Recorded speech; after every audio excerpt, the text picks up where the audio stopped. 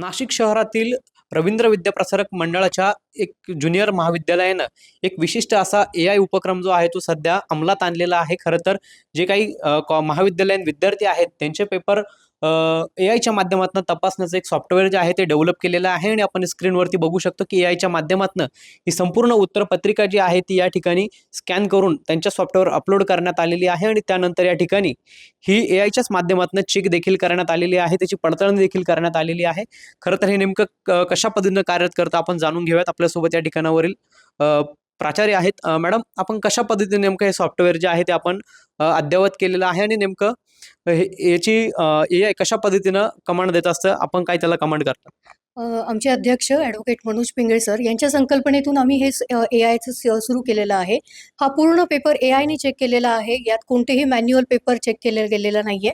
तुम्ही इथे पाहू शकता या पेपरमध्ये की एखाद्या विद्यार्थ्याला जर काही चुकलं असेल एखाद्या प्रश्नामध्ये, तर तिथल्या तिथे त्याला त्याचं उत्तर मिळतं की त्याने काय उत्तर लिहिणं अपेक्षित होतं.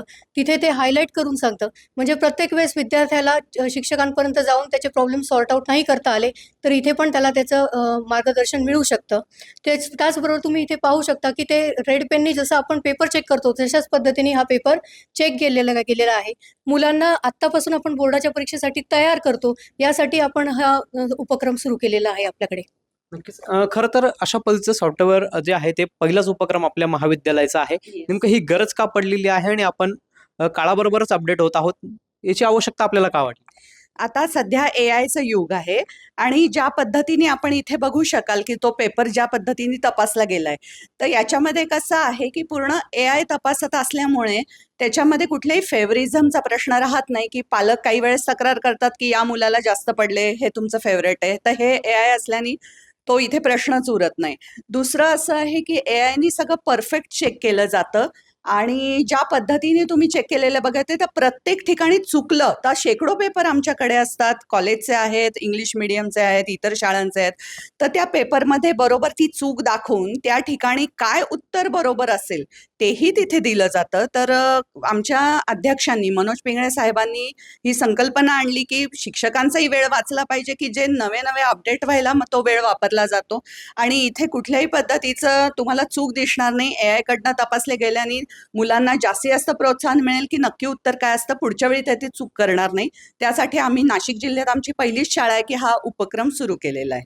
नक्कीच. आपण जर बघितलं AIने तपासणी केल्यानंतर, पडताळणी केल्यानंतर मॅन्युअली देखील शिक्षकांकडनं हा पेपर तपासला जातो. त्याची गरजच पडत नाही, कारण AI एकदम खूप व्यवस्थित परफेक्टरित्या हा चेक करतो.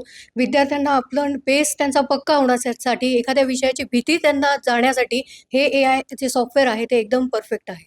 नक्कीच. आपण जर बघितलं तर नाशिक शहरातील रवींद्र विद्याप्रसारक मंडळाच्या ज्युनियर महाविद्यालयानं अशा पद्धतीनं आपल्याला एक जे AI सॉफ्टवेअर आहे ते या ठिकाणी डेव्हलप केल्याचं पाहायला मिळतंय, जेणेकरून शिक्षकांचा देखील वेळ जो आहे तो उत्तरपत्रिका तपासताना वाचणार आहे आणि विद्यार्थ्यांना देखील एक विश्वास जो आहे तो निर्माण होणार आहे.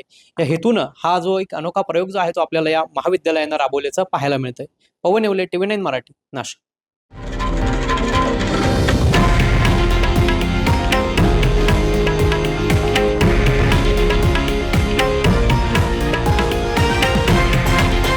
हे आहे देशातील नंबर 1 न्यूज नेटवर्क आणि आपण पाहत आहात TV9 मराठी, एकमेव.